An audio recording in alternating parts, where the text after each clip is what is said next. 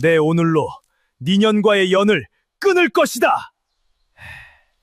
친정아버지의 관 앞에서 지압이라는 사람이 혼인의 증표인 사주단자를 향불 속으로 던져 넣었습니다. 노랗게 바랜 종이가 화르르 타올라 잿가루가 되어 흩날리던 그 순간 한 여인의 인생도 함께 나락으로 떨어지는 듯하였지요.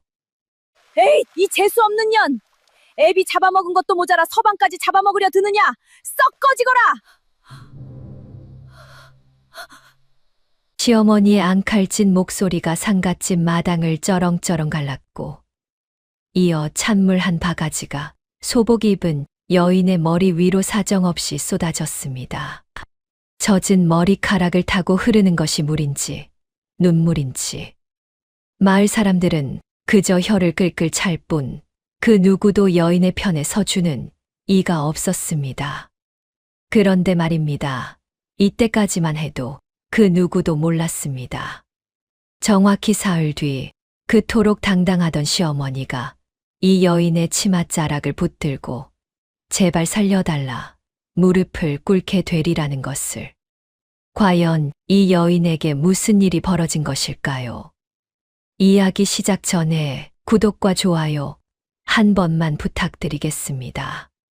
지금 어디에서 이 이야기를 듣고 계신지 댓글로 남겨주시면 그곳에 오늘 하루 좋은 일만 가득하시길 빌어드리겠습니다.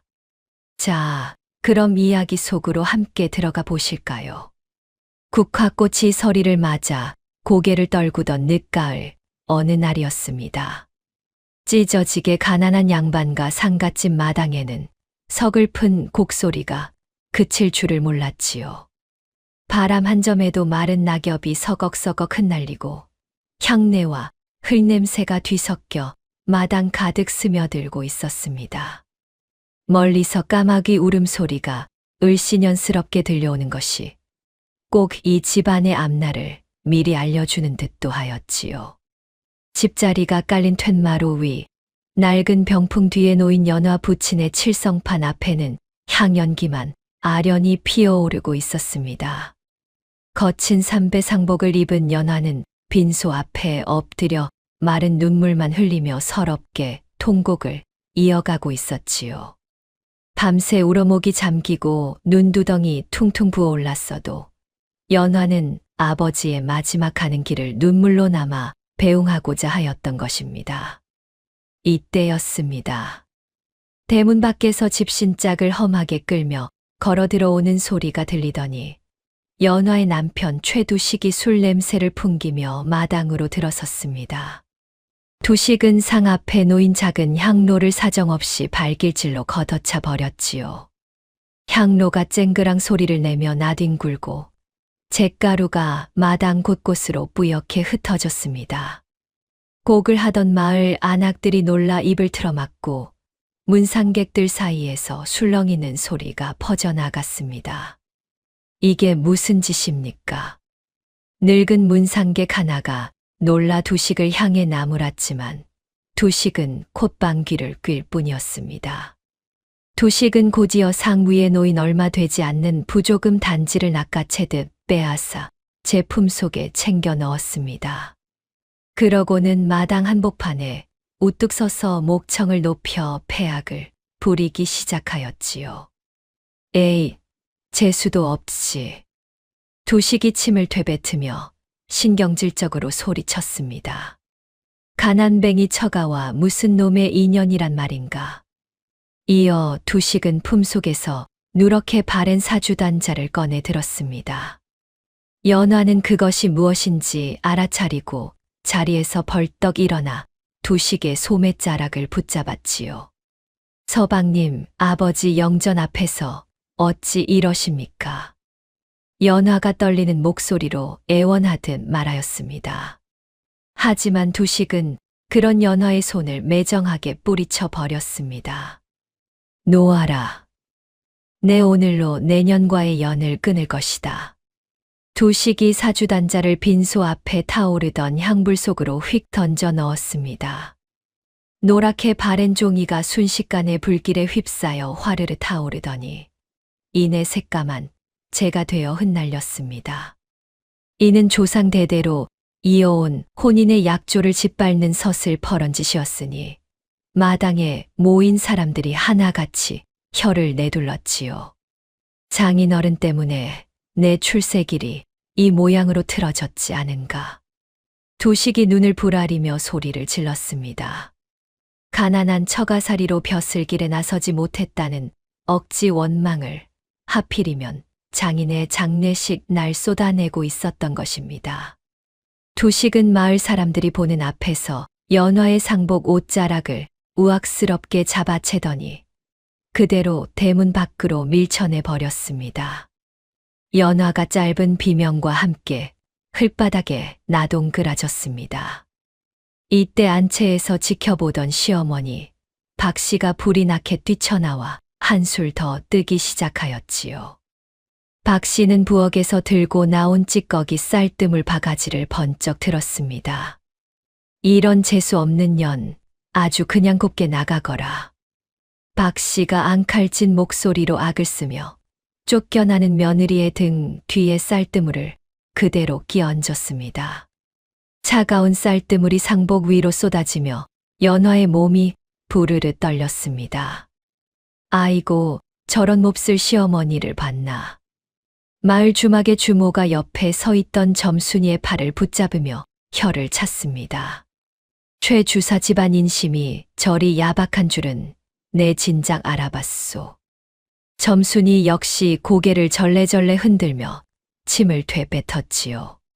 젖은 상복이 찬바람에 착 달라붙어 연화의 몸에 오슬오슬 한기가 스며들었습니다. 연화는 흙바닥에 주저앉은 채 고개를 푹 숙이고 서러운 눈물을 조용히 삼켰습니다. 원통하고 억울한 마음이 목구멍까지 차올랐지만 연화는 이를 악물고 소리내어 울지 않았습니다. 두식은 그런 연화를 뒤로 한 채 상가에 내걸린 등불마저 발로 짓밟아 깨뜨려 버렸습니다. 퍽 소리와 함께 등불이 부서지고 사방이 한층 더 어두워졌습니다. 두식은 뒤도 돌아보지 않고 냉정하게 돌아서서 걸음을 옮겼습니다. 마당을 지켜보던 고을 아이들은 길바닥에 흩뿌려진 잿가루를 손가락질하며 두식의 뒤를 졸졸 따라갔습니다. 저 사람 정말 못됐다. 아이들의 웅성거림이 두식의 등 뒤로 아득하게 멀어져 갔습니다. 보름달이 서산으로 서서히 기울 무렵 연화는 갈 곳을 잃은 채 비틀거리며 발걸음을 옮기고 있었습니다. 정신을 차려보니 어느새 아무도 없는 옛 친정집 앞에 다다라 있었지요. 쓰러져가는 흙담 사이로 찬바람이 휘잉 새어 들어오고 마당에는 잡초만 무성하게 자라 있었습니다. 연화는 그 낡은 흙방문을 밀고 홀로 걸어 들어갔습니다. 문창살 틈으로 스며드는 찬바람이 뼛속까지 파고드는 듯하였지만 몸을 데워줄 이불 한 채조차 남아있지 않았습니다. 연화는 차가운 방바닥에 그대로 엎드려 밤새 서러운 눈물을 흘렸습니다. 그 울음소리가 어찌나 처연하던지 지붕 위로 지나가던 밤바람마저 잠시 숨을 죽이는 듯하였지요.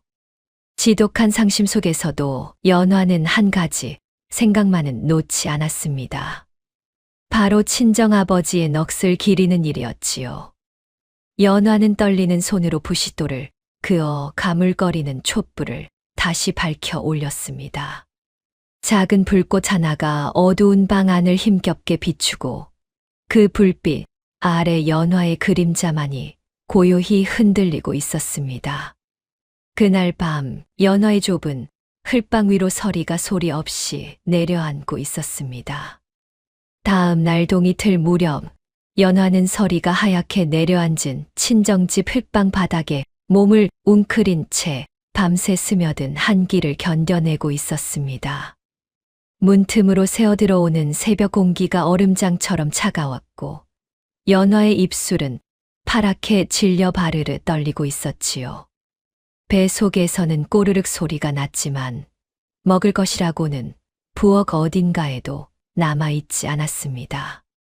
연화는 그저 이를 악물고 자리에서 몸을 일으켜 헝클어진 머리를 대충 손으로 쓸어 넘겼습니다.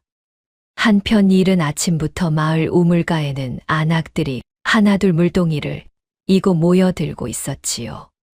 두식의 어미 박씨가 그 우물가 한복판에 떡하니 자리를 잡고 서서 입을 놀리기 시작하였습니다.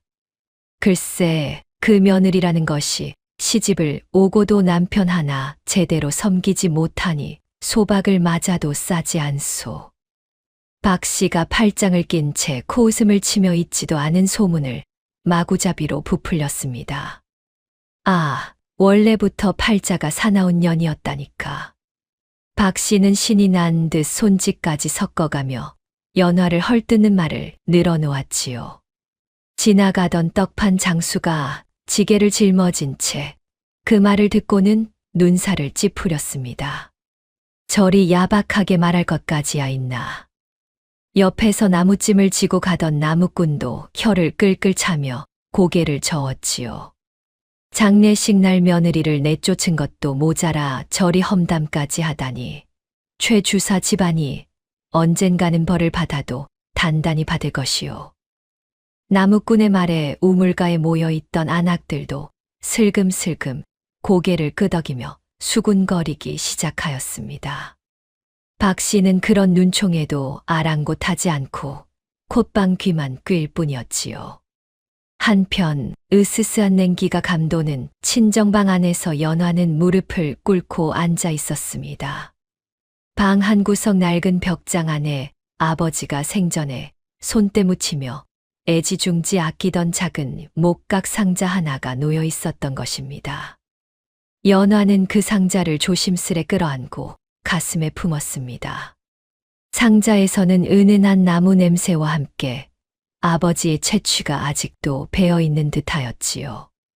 연화의 눈에서 다시금 눈물이 뚝뚝 떨어져 상자 뚜껑을 적셨습니다. 아버지, 대체 이 안에 무엇을 남기셨습니까?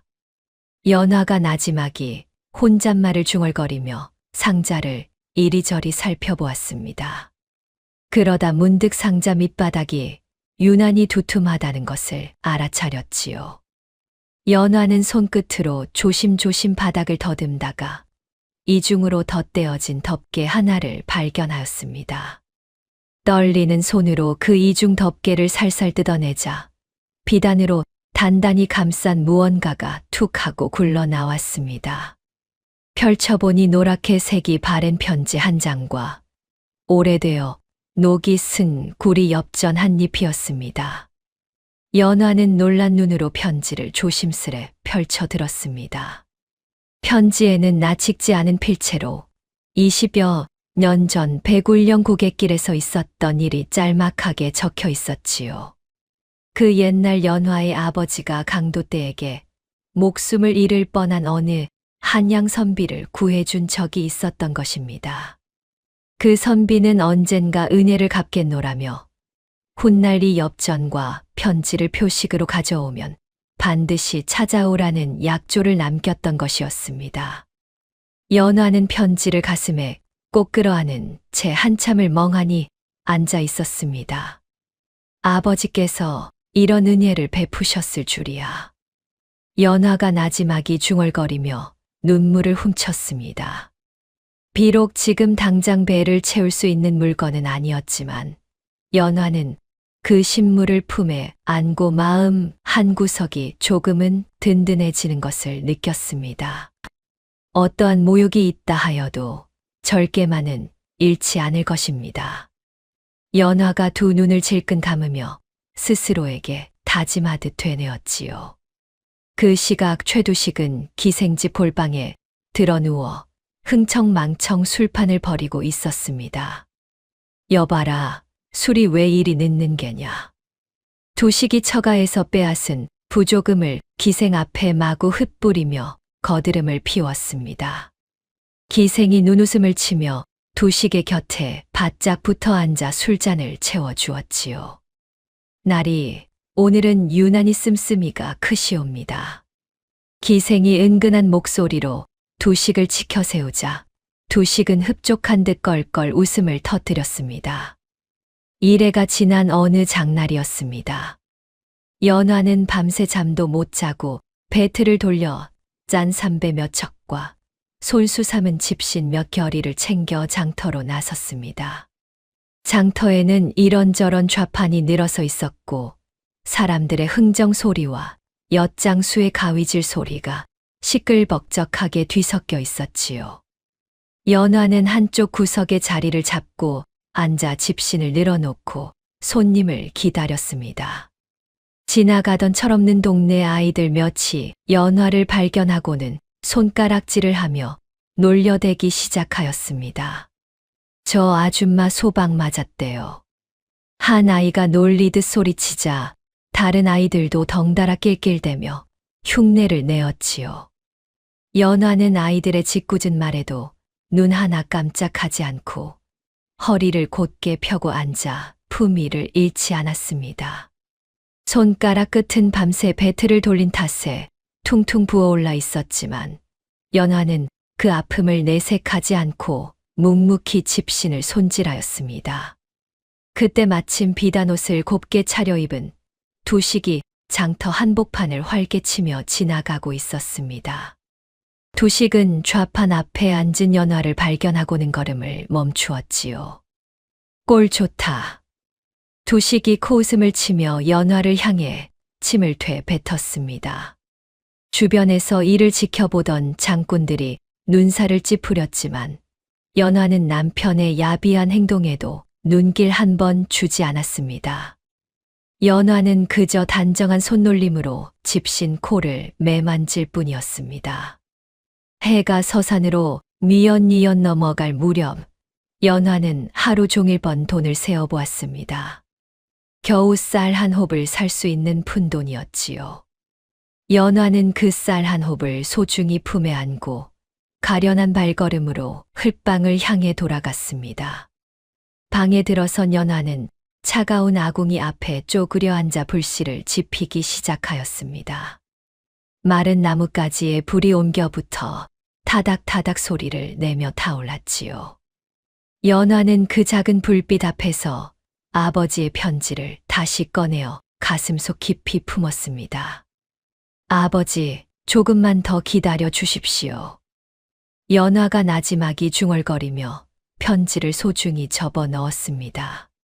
밤이 깊어지며 서리발이 한층 더 매섭게 내려앉았지만 연화는 흔들리는 촛불 아래 앉아 기품 있는 매듭을 묵묵히 짜 내려가고 있었습니다.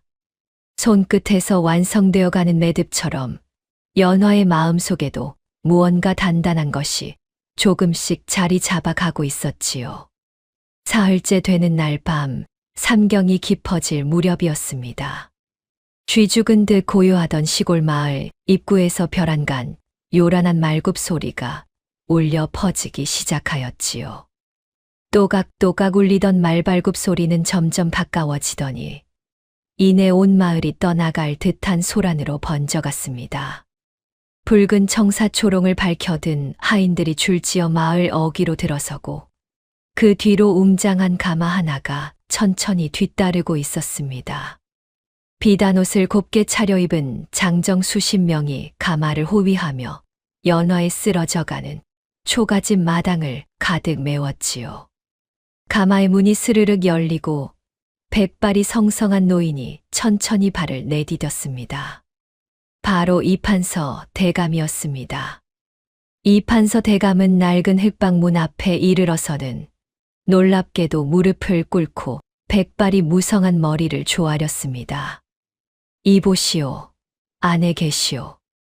대감의 묵직한 음성이 조용한 밤 공기를 울렸지요. 한창곤이 잠들어 있던 연화는 그 소리에 화들짝 놀라 몸을 일으켰습니다. 마을 이장과 잠에서 깬 주민들도 이 화려한 행차에 놀라 하나둘 문 밖으로 뛰쳐나왔지요. 아니, 이게 대체 무슨 일이란 말인가? 이장이 눈을 동그랗게 뜬 채 대문 밖에 우두커니 서서 숨을 죽이고 지켜보았습니다. 문을 열고 나온 연화는 낯선 노인이 마당에 무릎을 꿇고 있는 모습에 그저 어리둥절할 따름이었지요. 뉘신데 이 밤중에 이러십니까? 연화가 놀란 가슴을 진정시키며 조심스레 물었습니다. 이판서 대감은 고개를 들어 연화를 지그시 바라보더니 떨리는 목소리로 입을 열었습니다. 이 사람은 20년 전 백울령 고갯길에서 목숨을 건진 은혜를 입은 사람이 올시다. 대감이 지난 세월을 회상하듯 눈을 지그시 감았습니다. 시간을 거슬러 20여 년 전 백울령 고갯길은 험하기로 소문난 산길이었습니다. 한양에서 장사를 하러 내려오던 젊은 선비 하나가 그 고갯길에서 그만 강도떼를 만나고 말았지요. 강도들은 선비를 벼랑 끝으로 몰아세우며 가진 것을 모조리 내놓으라 협박하였습니다. 그때 마침 산길을 지나던 가난한 양반, 바로 연화의 아버지가 그 광경을 목격하고 말았던 것입니다. 연화의 아버지는 망설임 없이 몸을 던져 강도들과 맞서 싸우기 시작하였습니다. 낮과 몽둥이가 오가는 아수라장 속에서 연화의 아버지는 온몸에 크고 작은 상처를 입으면서도 끝까지 선비를 지켜내었지요. 강도들이 결국 물러가고 선비는 피투성이가 된 은인의 손을 붙잡고 하염없이 눈물을 흘렸습니다. 이 은혜, 내 죽어도 잊지 않겠습니다. 젊은 선비가 그리 다짐하며 품에서 엽전 한 잎을 꺼내어 은인에게 건넸습니다. 훗날 이 엽전을 표식으로 가져오시면 이 사람이 반드시 그 은혜에 보답하겠습니다. 그것이 바로 그 옛날의 약조였던 것입니다. 다시 현재로 돌아와 이판서 대감은 그때의 일을 떠올리며 목이 메는 듯 잠시 말을 잊지 못하였습니다. 그날 이후로 이 사람은 한양으로 올라가 상업에 뛰어들었고 하늘의 도움인지 장사가 크게 번창하여 오늘날 이 자리에 이르게 되었소이다. 대감이 담담하게 지난 세월을 풀어놓았습니다.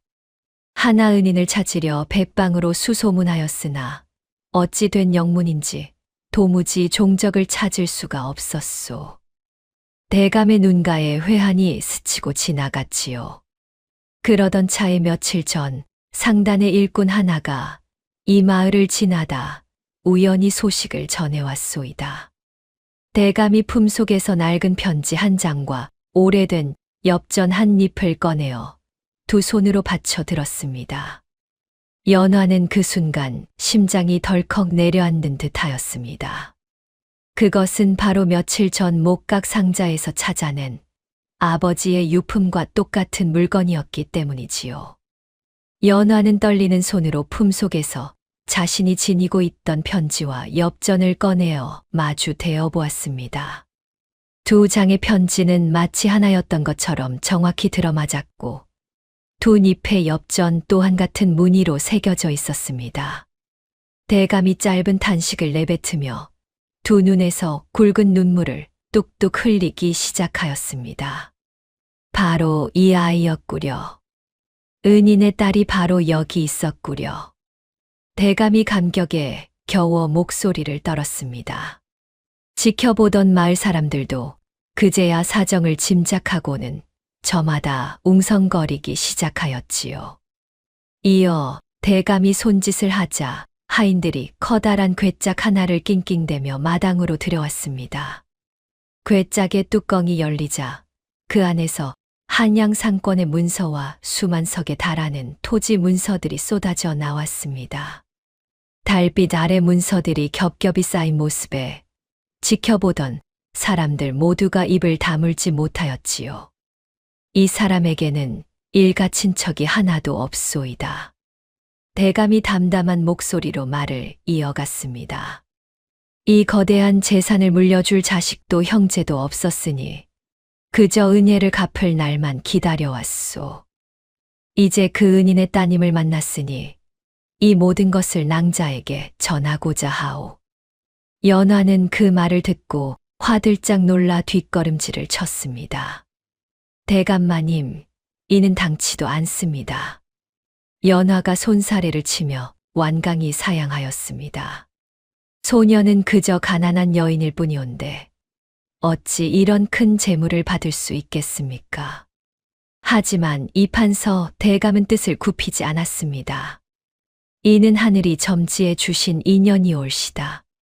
대감이 마당 바닥에 다시 한번 머리를 조아리며 간곡히 청하였지요. 은인의 은혜를 갚지 못하고 눈을 감는다면 이 사람이 어찌 저승에서 낯을 들 수 있겠소이까. 한편 담장 너머로 이 광경을 몰래 훔쳐보던 주막집 일꾼이 있었습니다. 일꾼은 벌어진 입을 다물지 못한 채 그 길로 냅다 다른 박질을 치기 시작하였지요. 세상에 이런 일이. 미칠꾼이 숨을 헐떡이며 고을 전체의 소문을 퍼뜨리러 달려갔습니다. 이판서 대감은 자리에서 일어나 가문의 도장과 상권 장부를 연화에게 직접 건네주었습니다. 부디 이 사람의 마지막 소원을 들어주시오. 대감이 인자한 미소를 지으며 연화의 손을 꼭 잡았습니다. 이튿날 이른 아침이 되자 요란한 소문을 전해 들은 고을 사또마저 몸소 초가집 마당까지 달려와 고개를 숙였습니다. 이판서 대감의 은인이 바로 이 댁이었다니 소인이 미처 몰라배었습니다. 사또가 허리를 굽히며 공손하게 인사를 건넸지요. 연화는 그저 어안이 벙벙할 따름이었지만 이내 마음을 가다듬고 기품 있는 자세로 대감의 뜻을 받아들이기로 하였습니다. 다음 날 아침 연화는 이판서 대감이 마련해 준 고을에서 가장 크고 웅장한 기와집으로 거처를 옮기게 되었습니다. 붉은 대문이 활짝 열리고 곱게 단장한 하녀들이 줄지어 나와 연화를 정중히 맞이하였지요. 화려한 가마가 연화를 태우고 대저택 안으로 천천히 들어섰습니다. 한양에서 내려온 상단의 일꾼들이 마당에 늘어서서 일제히 고개를 숙이며 새로운 주인을 맞이하였습니다. 이제부터 낭자께서 이 가문의 주인이시옵니다. 상단의 수장이 정중히 고개를 숙이며 그리 고하였지요. 연화는 붉은 대문을 넘어서며 문득 며칠 전 흙바닥에 주저앉아 눈물을 삼키던 자신의 모습을 떠올렸습니다. 세상일이란 참으로 알 수 없는 것이라 연화의 눈시울이 다시금 뜨겁게 젖어들고 있었습니다. 쫓겨난 지 겨우 나흘 만이었습니다. 웅장한 대문 앞에 곱게 비단옷을 차려입고 선 연화의 모습은 며칠 전 흙바닥에 나뒹굴던 그 처량한 여인과는 완전히 딴 사람 같았지요. 연화는 마당에 서서 새로 맞이한 하인들을 둘러보며 앞으로 이 가문과 고을 이웃들을 어떻게 살펴야 할지 찬찬히 마음을 가다듬고 있었습니다. 하룻밤 사이에 만석군 대저택의 주인이 되었다는 소문은 마치 바람을 탄 들불처럼 순식간에 온 고을로 번져나갔습니다. 장터에서도 우물가에서도 심지어 관아 안에서까지 온통 그 이야기뿐이었지요. 아, 글쎄 그 소방 맞은 여인이 하루아침에 만석군이 되었다지 뭡니까? 세상에 그런 기막힌 일이 다 있소. 사람들은 저마다 입을 모아 놀라워하며 수군거렸습니다. 하지만 연화는 그 큰 재물을 얻고도 조금도 거만해지지 않았습니다. 연화는 대저택 마당 한복판에 커다란 무쇠솥 3개를 나란히 걸도록 하였지요. 가마솥에서는 흰김이 모락모락 피어오르고 구수한 쌀밥 냄새가 담장 너머로까지 은은하게 퍼져나갔습니다. 굶주린 노인들과 헐벗은 아이들이 하나둘 소문을 듣고 대문 앞으로 모여들었습니다. 연화는 손수밥을 퍼주며 굶주린 이들의 손을 따뜻하게 잡아주었지요. 어서 오십시오. 배부르게 드시고 가시지요. 연화가 다정한 목소리로 노인의 손에 밥그릇을 쥐어주었습니다. 마을 사람들은 연화의 대문 앞에서 갓을 벗고 고개를 숙이며 연신 감사를 표하였습니다. 한편 최 주사의 낡은 사랑방에서는 두식과 그 어미 박 씨가 밥상을 앞에 두고 앉아 있었습니다. 이웃집 안악이 헐레벌떡 뛰어들어와 소식을 전하자 두식은 들고 있던 숟가락을 그대로 툭 떨어뜨리고 말았지요. 무엇이라. 두식이 눈을 부릅뜨며 자리에서 벌떡 일어섰습니다. 연화가 만석군이 되었다니 그게 대체 무슨 소리냐. 두식이 안악의 멱살이라도 잡을 기세로 다그쳐 물었습니다. 글쎄 이판서 대감이 밤새 가마를 끌고 와서 재산을 몽땅 물려주셨다지 않습니까? 안악이 겁먹은 목소리로 그리 대답하자 두식은 그 자리에 얼어붙은 듯 굳어버리고 말았습니다. 장례식 날 쫓아낸지 불과 며칠 만에 벌어진 이 기막힌 소식에 두식은 입을 쩍 벌린 채 다물지를 못하였지요. 박 씨 역시 그 말을 듣고는 제 가슴을 쾅쾅 두드리며 방바닥에 털썩 주저앉았습니다. 아이고, 배야. 아이고, 이 노릇을 어쩌면 좋단 말인가. 박 씨가 대굴대굴 방바닥을 구르며 앓는 소리를 내었습니다.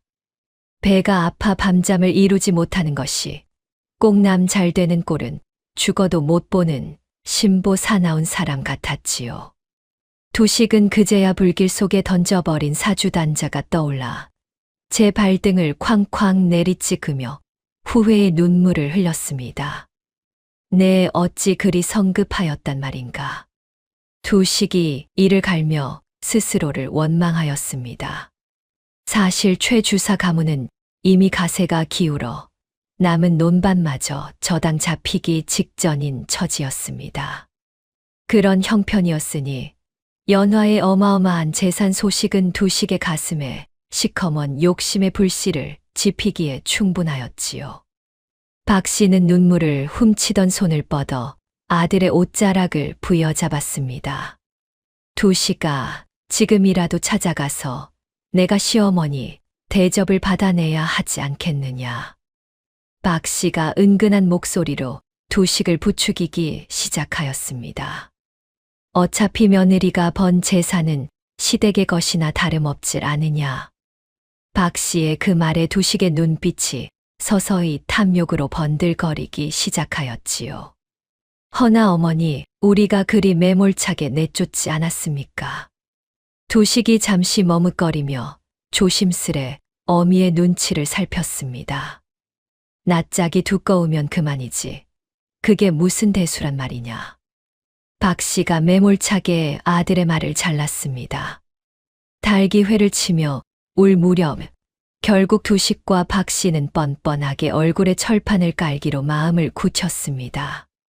두 사람은 부랴부랴 온매무새를 다듬고는 연화의 대저택을 향해 발걸음을 재촉하였지요.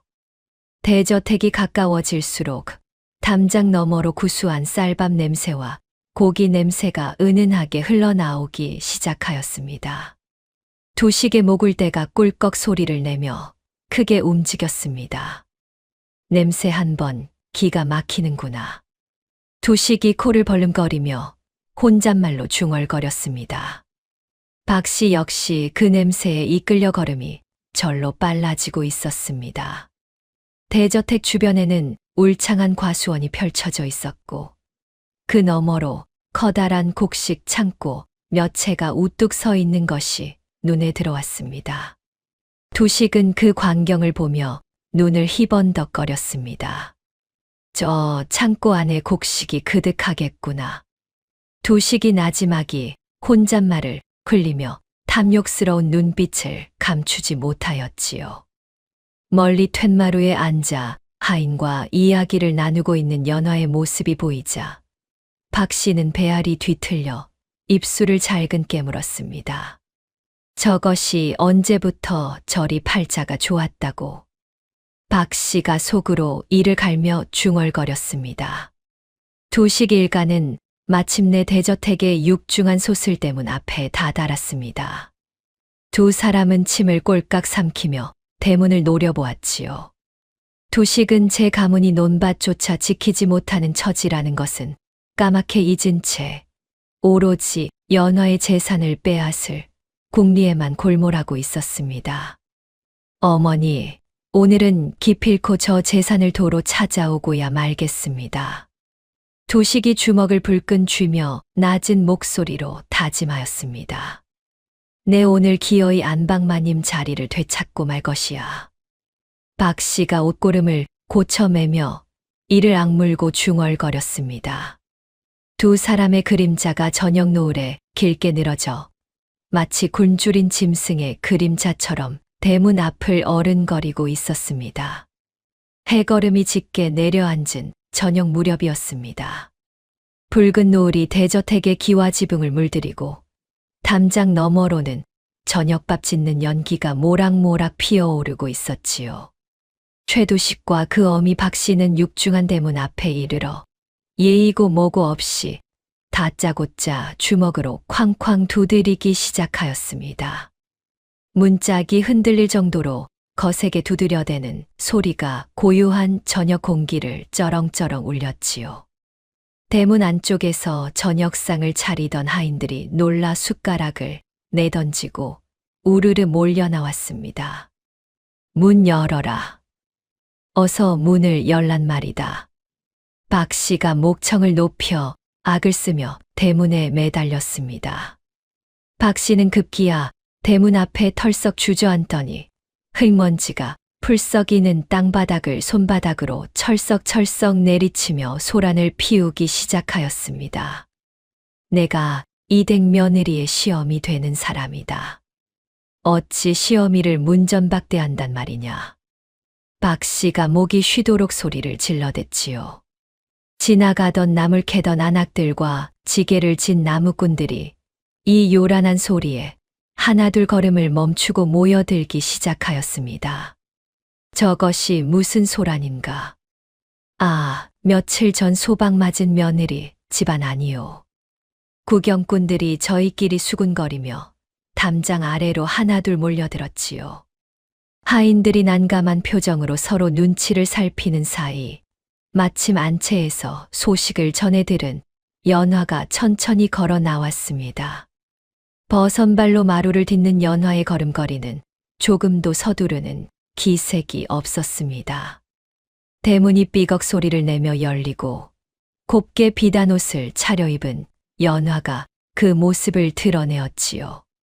저녁 노을이 연화의 옷고름 위로 붉게 스며들어 마치 불꽃이라도 두른 듯한 형상이었습니다. 연화의 얼굴은 차갑도록 고요하였으나 그 눈빛 속에는 며칠 전 상복을 입은 채 흙바닥에 나뒹굴던 그날의 기억이 스치고 지나가고 있었습니다. 찬물을 뒤집어 쓰고 대문 밖으로 내쫓기던 그 서러운 순간이 연화의 가슴 한구석에 여전히 생생하게 남아 있었던 것이지요. 두식은 그런 연화를 보자마자 태도를 싹 바꾸어 넙죽 무릎을 꿇고 앉았습니다. 클바닥에 무릎을 꿇으면서도 두식의 도포 자락에는 먼지 하나 아까운 기색이 역력하였지요. 부인, 내가 잠시 눈이 뒤집혀 못할 짓을 저질렀소이다. 두식이 연화의 비단 신발을 두 손으로 부여잡으며 싹싹 빌기 시작하였습니다. 부디 지난 일은 없던 것으로 하고 내 다시 부인으로 맞아드리겠소. 두식이 눈물까지 짜내며 애처로운 목소리로 매달렸지요. 연화는 그런 두식을 가만히 내려다볼 뿐 아무런 대꾸도 하지 않았습니다. 침묵이 길어질수록 두식의 이마에는 식은땀이 배어 나오기 시작하였습니다.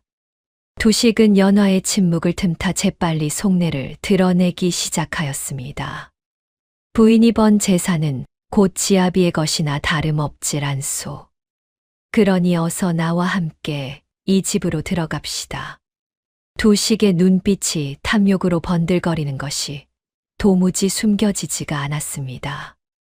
옆에 있던 박 씨 역시 자리에서 벌떡 일어나더니 연화의 비단 치맛자락을 우악스럽게 붙잡고 늘어졌습니다. 안방마님 자리는 원래 내 것이다. 어서 그 자리를 내게 돌려다오. 박 씨가 눈을 부라리며 억지스러운 소리를 늘어놓았지요. 박 씨의 손아 귀 힘이 어찌나 억센지 곱게 지어진 치맛자락이 우두둑 소리를 내며 늘어질 지경이었습니다. 이 광경을 지켜보던 마을 사람들과 이장이 하나둘 혀를 차며 야유를 보내기 시작하였습니다. 저런 염치 없는 것들을 보았나. 장례식 날 그리 내쫓더니 이제 와서 저 무슨 낯짝이란 말인가. 사람들의 손가락질과 침 뱉는 소리가 두식 일가의 등 뒤로 쏟아지고 있었습니다. 담장 위로 걸터앉은 참새 몇 마리마저 이 소란에 놀라 푸드덕 날아올랐지요. 연화는 그제야 입을 열어 낮지만 단호한 목소리로 말하기 시작하였습니다. 서방님께서는 그날 친정아버지의 영전 앞에서 사주단자를 불태우며 저와의 연을 끊겠다 하셨습니다. 연화의 목소리에는 한치의 흔들림도 없었습니다. 그때 이미 저희는 남남이 되었거늘 이제 와서 무슨 낯으로 이러십니까? 연화가 붙잡힌 치맛자락을 차갑게 뿌리쳐내며 그리 말하였지요. 두식은 그 서슬에 움찔하였으나 이내 다시 매달리며 목소리를 높였습니다. 부인, 그때는 내가 홧김에 그런 것이 아니오. 부디 넓은 마음으로 헤아려 주시오. 두식이 다시금 연화의 소매자락을 붙잡으려 손을 뻗었습니다. 연화는 그 손을 매섭게 뿌리치며 두식을 대문 바깥으로 밀쳐냈습니다. 장례식 날 내던진 사주단자로 이미 우리는 남남이 되었습니다. 연화가 눈 하나 깜짝하지 않고 냉정하게 일갈하였지요. 다시는 이 집 문턱을 넘을 생각을 마십시오. 연화의 그 한마디가 마당에 쩌렁쩌렁 울려 퍼졌습니다. 이를 지켜보던 저택의 하인들이 몽둥이를 들고 우르르 몰려 나왔습니다. 이만 물러가시오. 건장한 하인 하나가 두식의 팔을 붙잡으며 대문 바깥으로 사정없이 끌어내기 시작하였지요. 두식과 박 씨는 발버둥을 쳐보았으나 하인들의 완력을 당해내지 못하고 대문 밖으로 떠밀려 나갔습니다. 엉덩방아를 찌우며 흙바닥에 나동그라진 두식 일가는 흙먼지를 뒤집어 쓴 채 이를 갈며 손가락질을 해댔습니다. 이 배은 망덕한 것 같으니라고. 박 씨가 목이 터져라 악을 썼지만 이미 대문은 저만치 멀어져 있었습니다. 두식은 하인들에게 덜미를 잡힌 채 저작거리 한복판으로 그대로 내던져지고 말았지요. 저작거리에는 하루 장사를 마무리하는 상인들이 좌판을 걷어들이며 하나둘 자리를 뜨고 있었습니다. 지나가던 동네 사람들이 그 꼬락서니를 보고는 발치에 굴러다니던 썩은 무쪼가리를 집어 던지며 조롱을 퍼부었습니다. 폐륜을 저지르고도 이제 와서 재산을 탐내다니 참으로 낯짝도 두껍구나. 누군가 그리 소리치자 주변에서 와르르 웃음이 터져 나왔습니다. 두식은 분을 참지 못하고 씩씩거리며 자리에서 일어났습니다. 옷자락에 묻은 흙먼지를 털어낼 새도 없이 두식의 두 눈에는 시뻘건 핏발이 서기 시작하였지요. 내 이대로는 못 참는다. 두식이 이를 악물고 중얼거리며 곧장 주막으로 발걸음을 옮겼습니다. 주막에 들어선 두식은 자리에 털썩 앉아 독한 탁주를 벌컥벌컥 들이켜기 시작하였지요.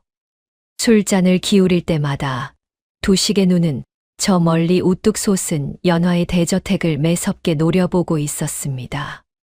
기와지붕 위로 걸린 초저녁 별빛이 유난히도 차갑게 반짝이고 있었습니다. 박 씨는 흙바닥에 주저앉은 채 제 손으로 땅을 치며 후회 섞인 한숨을 길게 내쉬었습니다. 아이고, 내 팔자야. 이 노릇을 어찌한단 말인가. 박 씨가 넋두리를 늘어놓으며 옷고름으로 눈물을 훔쳤지요. 지나가던 사람들이 힐끗거리며 쑥덕이는 소리에도 박 씨는 자리에서 일어날 기운조차 없이 멍하니 주저앉아 있었습니다. 저택의 대문은 철컥 소리를 내며 무겁게 닫혔고 두식 일가의 원망 섞인 고함 소리를 그대로 단절시켜 버렸습니다. 해가 완전히 저물어 어둠이 내려앉는 가운데 대저택 담장 안에서는 다시금 고요한 저녁 풍경이 펼쳐지고 있었습니다. 창호지 문 너머로 은은한 등불이 켜지고 저녁 밥상을 차리는 그릇 부딛는 소리가 정겹게 흘러나왔지요. 반면 담장 밖에서는 술기운에 휘청거리는 두식의 그림자가 어둠 속으로 서서히 사라져 가고 있었습니다. 그날 밤 저작거리 위로는 차가운 초승달만이 말없이 떠 있을 뿐이었습니다. 쫓겨난 지 며칠이 지났건만 두식과 박씨는 배가 아파 미칠 지경이 되어 밤마다 머리를 싸매고 누워 있었습니다. 낡은 초가집 천장을 올려다보며 뒤척이는 밤이 계속되었고 두 모자의 눈 밑에는 검은 그늘이 짙게 드리워지고 있었지요. 어머니, 이대로는 도저히 분을 사귈 수가 없습니다. 두식이 이불을 걷어차며 벌떡 일어나 앉았습니다. 연화년의 재산을 뛰어넘을 방도를 찾아야만 하겠습니다. 두식의 두 눈이 어둠 속에서 붉게 휘번덕거리고 있었지요. 박씨 역시 잠을 이루지 못하고 앉은 채로 한숨만 푹푹 내쉬고 있었습니다. 글쎄다, 무슨 뾰족한 수가 있어야 말이지. 박씨가 힘없이 중얼거리며 마른 세수를 하였습니다. 바로 그 무렵 저작거리 한쪽에 자리한 주막에 낯선 사내 하나가 새로이 둥지를 틀었습니다. 한양에서 내려왔다는 그 사내는 비단 도포를 걸치고 손가락에는 커다란 옷가락지를 낀 채 언변이 어찌나 청산유수인지 듣는 사람마다 혹하지 않을 수가 없었지요. 사내는 주막 평상에 걸터 앉아 지나가는 사람들을 붙잡고 은근한 목소리로 소문을 흘리기 시작하였습니다. 이보시오. 내가 한양에서 귀한 약재를 거래하는 상단을 이끌고 있소이다. 사내가 부채를 촥 펼치며 여유롭게 말문을 열었습니다. 100냥을 넣으면 단 사흘 만에 1000냥 엽전이 되어 돌아온다니 이런 수지 맞는 장사가 어디 또 있겠소. 사내의 그 말에 주막에 모여있던 사람들의 눈이 휘둥그레졌지요. 아니, 그것이 참말이오. 한 나그니가 침을 꼴깍 삼키며 물었습니다. 참말이고 말고요. 내 벌써 한양에서만 이 거래로 재미를 본 사람이 한둘이 아니외다. 사내가 짐짓 자신만만한 표정으로 큰 소리를 쳤습니다. 사실 이 사내는 여러 고을을 떠돌며 순진한 사람들의 돈을 갈취해온 이름난 사기꾼이었습니다. 번지르르한 말솜씨와 그럴듯한 옷차림으로 사람들의 눈을 홀리는 것이 그의 주특기였던 것이지요. 이 소문은 삽시간에 저작거리를 넘어 온 고을로 퍼져나갔습니다. 그리고 마침내 그 소문은 두식의 귀에까지 흘러들어가게 되었지요. 사흘 만에 1000냥이라. 두식이 그 말을 전해 듣고는 눈을 번쩍 뜨며 자리에서 벌떡 일어났습니다. 어머니, 이것이 바로 하늘이 내려주신 기회가 아니겠습니까? 두식이 흥분한 목소리로 박씨의 손을 덥석 붙잡았습니다. 한편 대저택의 서재에 앉아있던 연화는 하인을 통해 이 수상한 상인의 소문을 이미 전해 들은 뒤였습니다. 그 사내의 행색이 참으로 수상쩍다 하옵니다. 하인이 조심스레 고하자 연화는 창밖을 물끄러미 바라보며 잠시 생각에 잠겼습니다. 연화는 그 사내가 사기꾼이라는 것을 어렵지 않게 짐작할 수 있었지요. 하나 연화는 굳이 두식에게 이를 알려 경고할 마음이 없었습니다. 제 눈으로 보고 제 발로 걸어 들어가는 길을 남이 어찌 막을 수 있겠느냐. 연화가 나지막이 혼잣말을 흘리며 조용히 서책으로 눈을 돌렸습니다. 그 시각 두식은 사내를 찾아가 만나기로 마음을 굳히고 있었습니다.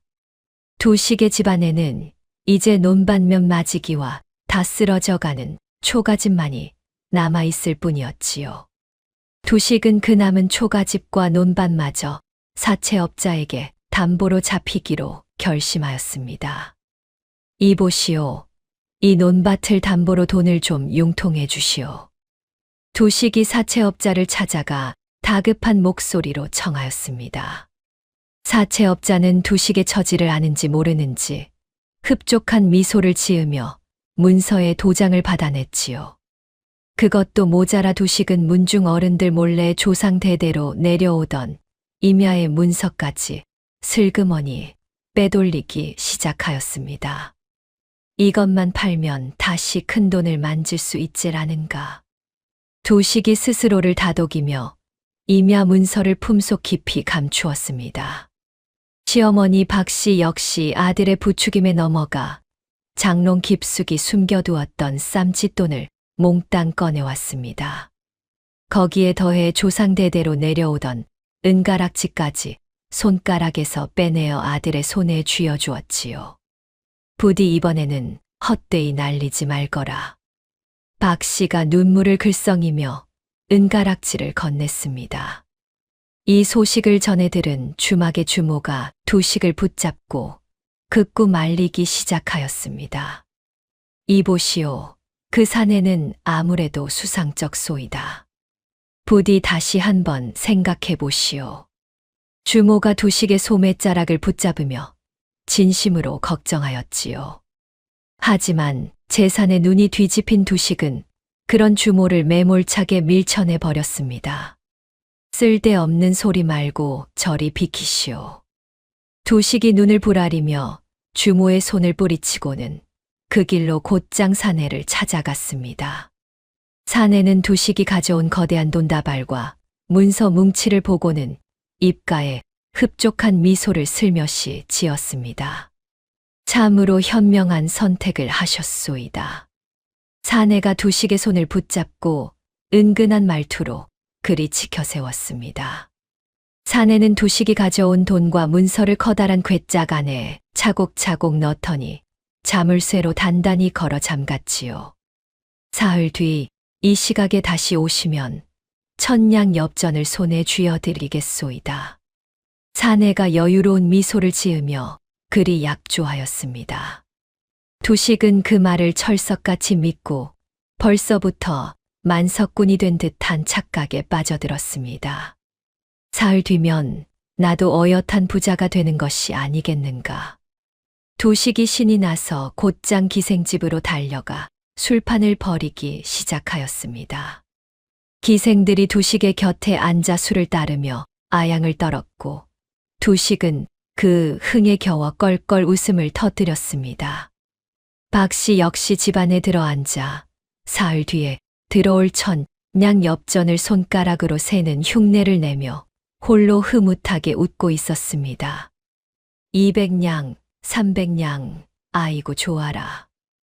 박씨가 헛손질로 엽전을 세며 콧노래를 흥얼거렸지요. 달이 서서히 기울어가는 밤, 두식은 전 재산을 낯선 사내에게 넘겨준 것도 모른 채 거부가 될 꿈에 부풀어 연신 술잔을 기울였습니다.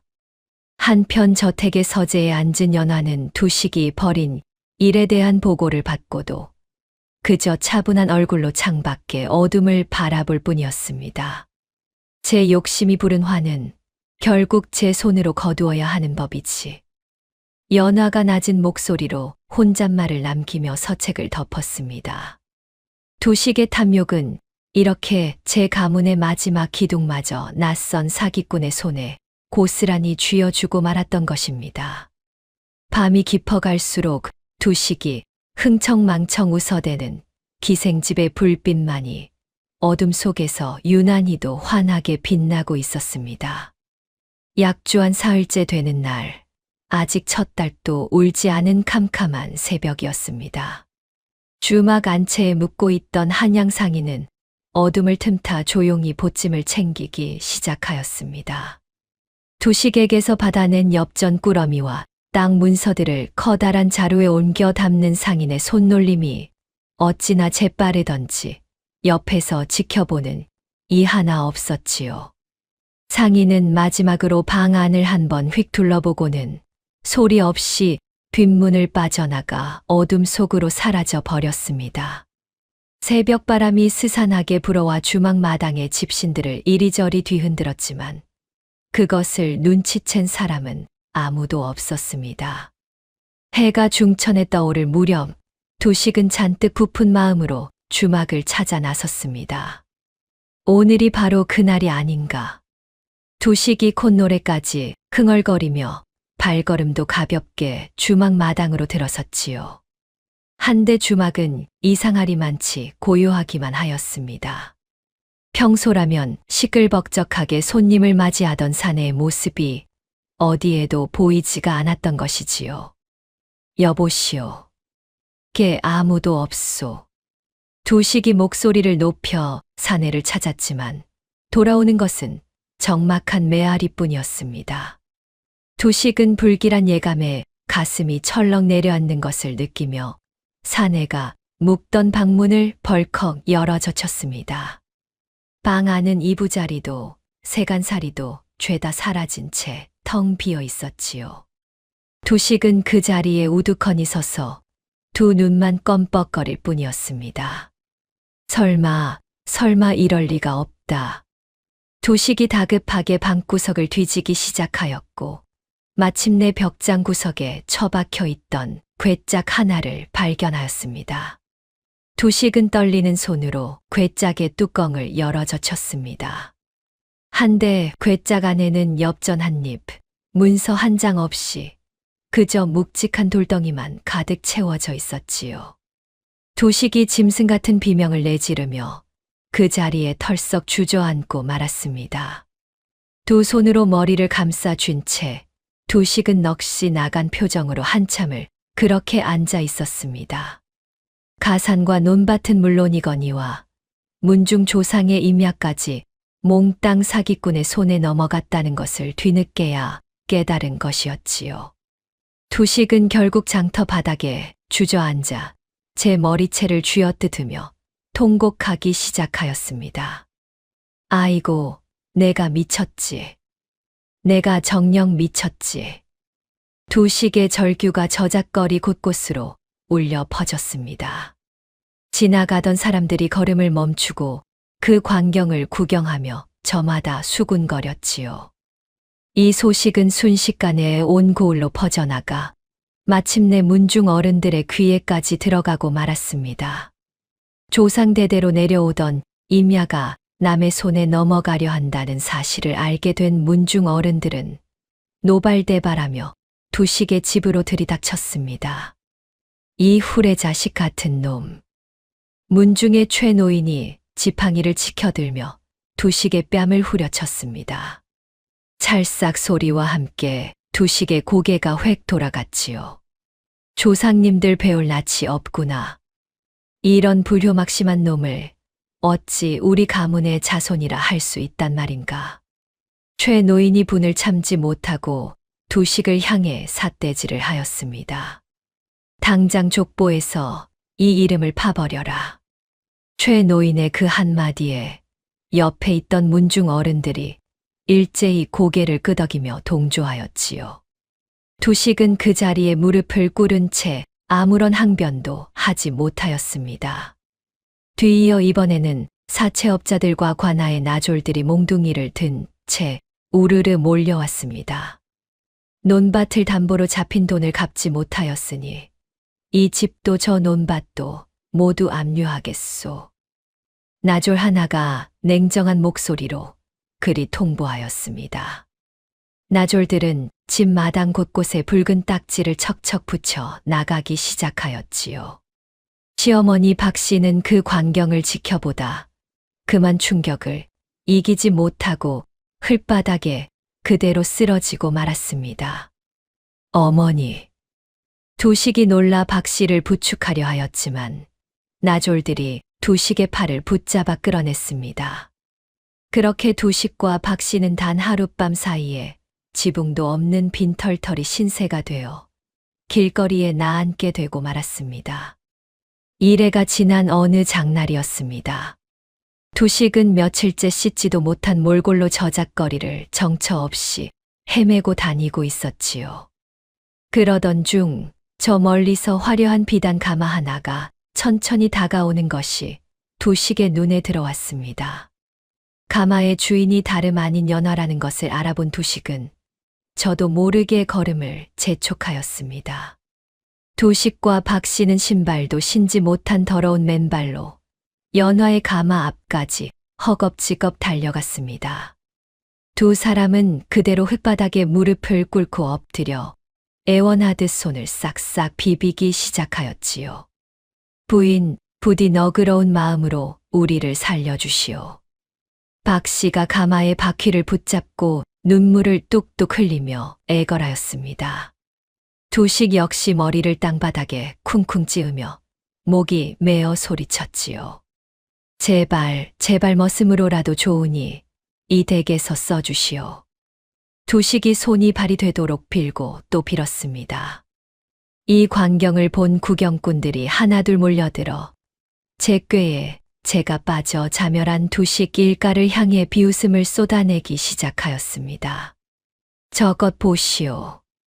은혜도 모르고 재산만 탐내더니 결국 저 꼴이 났구려. 누군가 그리 손가락질을 하자 주변에서 와르르 웃음소리가 터져 나왔지요. 가마를 호위하던 나졸들이 행패를 부리는 두식과 박씨를 밀쳐내며 가마 앞을 정리하기 시작하였습니다. 물러서시오. 나졸 하나가 두식의 어깨를 거칠게 밀치며 가마 앞을 가로막았습니다. 그때 가마의 문이 스르륵 소리를 내며 살짝 열렸습니다. 연화가 차갑고 고요한 눈빛으로 흙바닥에 엎드린 두식 일가를 가만히 내려다보았습니다. 그 눈빛 속에는 노여움도 그렇다고 연민도 아닌 그저 담담한 침묵만이 서려 있을 뿐이었지요. 두식은 그 눈빛과 마주하는 순간 완벽한 절망이라는 것이 무엇인지 뼈저리게 깨달았습니다. 두식의 어깨가 힘없이 축 늘어지며 고개가 저절로 땅을 향해 떨구어졌습니다. 저작거리에 자욱하게 이는 흙먼지 속에서 두식과 박씨는 스스로 만든 자업자득의 결과를 온몸으로 마주하며 그저 바닥에 엎드려 있을 뿐이었습니다. 가마 안에 앉은 연화는 발을 내리지도 자리에서 일어나지도 않았습니다. 그저 가마의 발 사이로 흙바닥에 엎드린 두식 일가를 차분히 내려다볼 뿐이었지요. 저작거리에 모여든 사람들은 숨을 죽인 채 연화의 입에서 무슨 말이 나올지 잔뜩 귀를 기울이고 있었습니다. 한참의 정적 끝에 연화는 낮고 단단한 목소리로 입을 열기 시작하였습니다. 친정아버지 장례식 날 절을 남이라 하셨지요. 연화의 목소리는 크지 않았으나 그 자리에 있던 모든 이의 귀에 또렷하게 박혀들었습니다. 그러니 이제는 참으로 남입니다. 그 한마디를 끝으로 연화는 발을 다시 내리고 더는 아무 말도 하지 않았습니다. 가마꾼들이 그 신호를 알아차리고는 다시금 가마를 들어 올려 유유히 걸음을 옮기기 시작하였지요. 두식과 박씨는 그 자리에 그대로 엎드린 채 멀어져 가는 가마의 뒷모습을 하염없이 바라볼 뿐이었습니다. 가마가 저작거리 모퉁이를 돌아 완전히 사라질 때까지 두 사람은 손 하나 까딱하지 못하고 흙바닥에 붙박여 있었습니다. 구경하던 마을 사람들이 그제야 하나둘 침을 뱉으며 흩어지기 시작하였지요. 제 꾀에 제가 넘어갔으니 저것이 바로 자업자득이 아니고 무엇이겠소. 늙은 장꾼 하나가 혀를 차며 그리 중얼거렸습니다. 욕심이 화를 부른다더니 저 꼴을 보시오. 옆에 있던 안악이 맞장구를 치며 고개를 절레절레 흔들었지요. 두식은 그 조롱 섞인 말소리에도 아무런 대꾸를 하지 못한 채 그저 흙바닥만 망연히 내려다보고 있었습니다. 제 손으로 스스로의 복을 걷어차 버린 것이나 다름없었으니 누구를 원망할 수도 없는 노릇이었지요. 그날 이후로 두식의 정신은 점차 온전치 못한 상태로 기울어가기 시작하였습니다. 밤마다 잠자리에 누우면 사기꾼의 얼굴과 연화의 차가운 눈빛이 번갈아 떠올라 두식은 벌떡벌떡 일어나 헛소리를 중얼거리곤 하였지요. 극심한 화병과 수치심이 두식의 마음을 야금야금 갉아먹었던 것입니다. 결국 몇 달이 지나지 않아 두식은 정신을 완전히 놓아버리고 말았습니다. 한때 비단옷을 걸치고 거들먹거리던 두식은 이제 다 해진 누더기를 걸치고 저작거리를 떠도는 신세가 되어버렸지요. 두식은 찌그러진 바가지 하나를 손에 든 채 지나가는 사람들에게 밥 한 술을 구걸하며 하루하루를 연명하였습니다. 밥 한 술만 주시오. 밥 한 술만. 두식이 초점 없는 눈으로 사람들의 옷자락을 붙잡으며 중얼거리는 모습을 마을 사람들은 그저 안타까운 눈으로 지나칠 뿐이었지요. 한편 시어머니 박 씨는 그날의 충격에서 쉽사리 헤어나오지 못하였습니다. 고을 사람들의 손가락질과 수군거림을 견디지 못한 박 씨는 결국 정든 고향을 등지고 낯선 주막으로 흘러들어가고 말았습니다. 박 씨는 그 주막에서 허드레시를 도맡아 하는 머슴살이 신세로 전락하고 말았지요. 거친 손으로 대또를 닦고 물지개를 나르는 박 씨의 모습에서 예전 안방마님 자리를 탐내던 그 기세는 눈을 씻고 찾아볼 수가 없었습니다. 박 씨는 밤이면 홀로 부엌 한 구석에 쪼그려 앉아 소리 죽여 눈물을 훔치곤 하였지요. 내가 그때 조금만 참았더라면. 박 씨가 나지막이 후에 섞인 한숨을 내쉬었지만 이미 지나간 세월을 되돌릴 방도는 어디에도 없었습니다. 두식 일가의 이 기막힌 소식은 순식간에 온 고을로 퍼져나가 사람들의 입에서 입으로 전해지게 되었습니다. 훗날 사람들은 자식을 훈계할 때마다 이 이야기를 예로 들며 욕심을 부리면 어떻게 자멸하는지 두고두고 일깨워주는 살아있는 교훈으로 삼았지요. 한편 연화는 이판서 대감과 더불어 거대한 상권을 정직하고 성실하게 가꾸어 나가고 있었습니다. 연화는 재물을 쌓는 데에만 골몰하지 않고 고을의 가난한 이들을 두루 살피는 일에 정성을 다하였습니다. 해마다 흉년이 들어 기근이 찾아올 때마다 연화의 대문 앞에는 어김없이 커다란 무쇠솥이 걸리곤 하였지요. 가마솥에서 피어오르는 따뜻한 밥 냄새가 고을 전체를 은은하게 감쌌고 굶주린 이들의 발걸음이 그 향기를 따라 하나둘 모여들었습니다. 연화는 자신을 찾아오는 불쌍한 노인들에게 손수 옷과 쌀을 나누어 주며 소리 없이 덕을 쌓아 나갔습니다. 어서 오십시오. 춥지는 않으셨습니까? 연화가 노인의 손을 따뜻하게 감싸주며 다정하게 안부를 물었지요. 이런 연화의 선행이 알려지면서 고을 사또와 아전들조차 연화의 대문 앞을 지날 때면 절로 고개를 숙이고 인사를 건네게 되었습니다. 낭자의 그 깊은 덕망에 이 사람이 그저 감복할 따름이 올시다. 사또가 진심 어린 표정으로 그리 말하며 예를 갖추었지요. 세월이 흐르고 또 흘러 연화는 하늘이 내린 덕망과 지혜로 대대손손 만석군의 풍요와 태평을 누리게 되었습니다. 훗날 사람들은 인내와 절개를 끝까지 지켜낸 이 여인의 이야기를 정통 야담으로 삼아 오래도록 전해 내려갔습니다. 세월이 흘러도 연화의 대저택 앞을 지나가는 이들은 굳게 닫힌 솥을 대문을 바라보며 효와 덕의 참된 의미를 다시금 되새기곤 하였지요. 탐욕과 배신은 결국 한 줌의 잿더미가 되어 흩어졌으나 바른 길을 묵묵히 걸어간 이의 이름만은 만석군의 명성으로 오래도록 빛나고 있었습니다. 자, 오늘 들려드린 이야기는 여기까지입니다. 사람의 도리라는 것이 참으로 무섭다는 생각이 듭니다. 가난하다고 업신여기고 배은망덕하게 등을 돌렸던 그 마음이 결국 부메랑이 되어 제 발등을 찍고야 말았지요. 반면 모진 서러움을 겪고도 끝까지 품위와 절개를 잃지 않았던 연화는 결국 하늘의 도움까지 얻어 만석군의 주인이 되지 않았습니까? 여러분은 이 이야기를 들으시며 어떤 생각이 드셨는지요? 혹여 살아오시면서 억울하게 내쳐지고 서러운 일을 겪으신 적은 없으셨습니까?